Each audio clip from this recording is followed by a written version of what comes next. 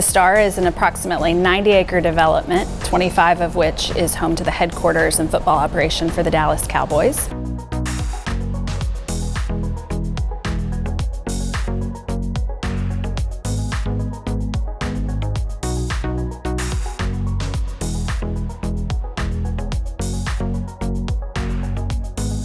We also have a retail district called the Starr District, which is comprised of approximately 40 restaurants and retailers.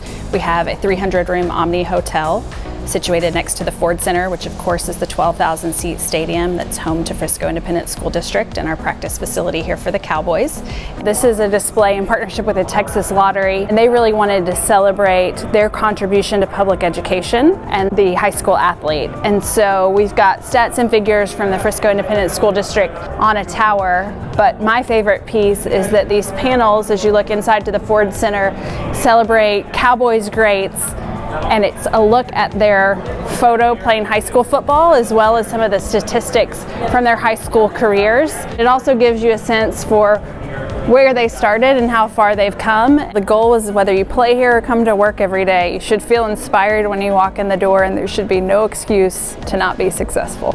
Advent was to come up with 6 experiences across the 25 acres that would allow the Cowboys brand to be spread out in a manner that multiple audiences could encounter it, and not necessarily if they had a badge to go in a certain area. Here on Tostitos Championship Plaza, we have 4 interactive kiosks. Each has its own custom Cowboys game or interactive opportunity, and then also a digital guest book, so that as more and more fans come to visit the Starr, they can leave their own personal mark, and we've integrated a partner into each of those experiences. We've had Market at the Starr with over 80 vendors here. We've had an Easter egg hunt. We've had yoga classes. We've done just about everything and continue to come up with new and fun ideas. We're overachievers, so we created about 15, and a lot of those actually were associated with this idea of a tour, and how do we also kind of have that flow through a proper walk path. So the Cowboys Ring of Honor walk spans the length of Cowboys Way as well as the Starr Boulevard. There are monuments dedicated to 22 members of our Ring of Honor.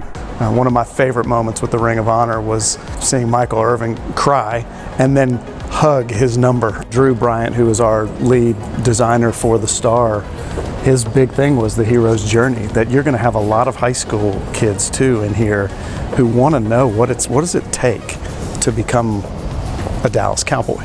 Mr. Jones had a great vision of, you want to imagine Tony Romo or Dak Prescott walking off the field after a practice, and a Frisco high school quarterback walking on, and the sense of aspiration that you have just by being around one another, and that goes both ways. If you look at a lot of the things that happen in the NFL, so much of it is around VIP access, right? And this was access to everybody. This Starr Walk, which is presented by Nike, is a great example of a physical space that Advent helped us to identify, to say this is a storytelling opportunity. So this celebrates 10 of the most historic accomplishments in Cowboys history as you walk down the hallway towards the evolution of the uniform. This is a frame-by-frame display, 3 stories high, of the famous Hail Mary pass from Roger Staubach to Drew Pearson against the Minnesota Vikings. And this has quickly become a favorite because of its artistic interpretation and the fact that it can be shared amongst so many groups at the same time. We're here at Drew Pearson's monument, the number 88, this ground plate, which tells a little bit about the Hail Mary pass. And as we walk down the Starr Boulevard, when you arrive at Roger Staubach's number, you'll see something similar. And their monuments are the exact distance from one another of the actual Hail Mary pass. The training table is the dining facility for our players, coaches, and staff. It also moonlights as a special event facility. You'll notice the display cases on the left. There are 8 of them, and we curated a collection of what we call Cowboys Firsts. This will evolve and change over time, but it celebrates some of the most interesting firsts in our history. My favorite happens to be our first training camp, which actually took place in Oregon. Few people know, and kind of starts the story of our hosting training camp often outside of the state of Texas, which has helped to grow our fan base. This is what we refer to as the touchstone.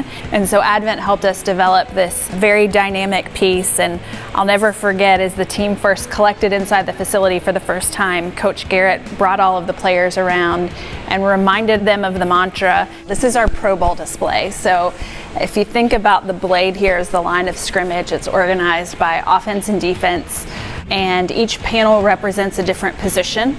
The player who has the photographed on the panel has made the most Pro Bowl appearances from the Dallas Cowboys at that given position.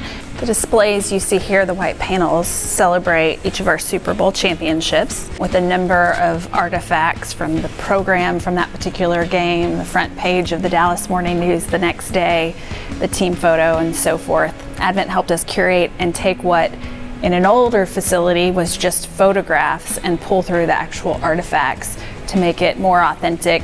As we consider the varied and multiple audiences that were going to be a part of the Starr, and we know that in today's world people are curating their stories via social media, we had to make sure that those things were combined. Spaces like a numerology wall are really important because they're quick snapshots of some of the most important moments or the records and the accomplishments of a team. But time doesn't stop, so the number behind me, which is a 5, it's going to become a 6, and so we have to be able to update that. We knew we were turning the model of a team practice facility and headquarters upside down and inside out. Typically they'd been something that you wanted to protect and keep very private, and we decided we were going to open it up and we wanted to expose our fans to as much of it as we could share with them. So we did that by really designing with intention so that we could maintain the privacy we needed for our business and our football operation, but also create as much exposure and interaction as possible for our fans. The minute it was no longer a construction zone, it was late one night, we'd been working hard, and I was driving away and there were families who had kind of come to see what was going on and were already passing the football, and I was like, we got this right. Yeah.